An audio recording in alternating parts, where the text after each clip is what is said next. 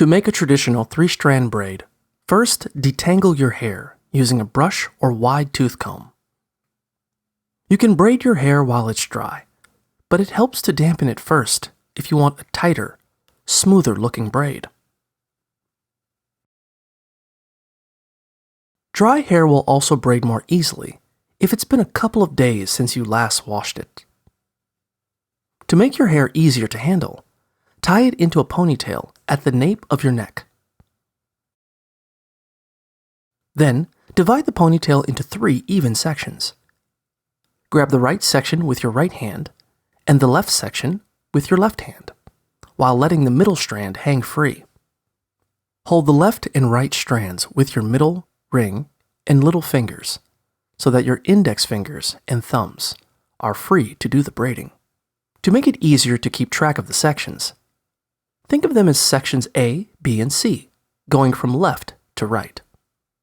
Cross the left section A over the middle section B. Use your thumb and index finger on your right hand to pull the section over from your left hand. Your strands should now be in the order B, A, C. Next, cross the right section over the middle section so that your sections are ordered BCA. Keep repeating this pattern, alternating crossing the left and right sections over the middle until your hair is almost completely braided. Leave 1 to 3 inches, 2.5 to 7.6 centimeters of unbraided hair at the end.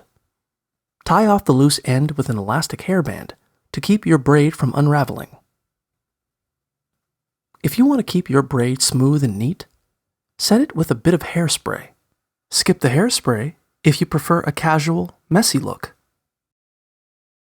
You can also add a colorful ribbon or other decorative hair tie to the end or base of your hair braid for a bit of extra flair.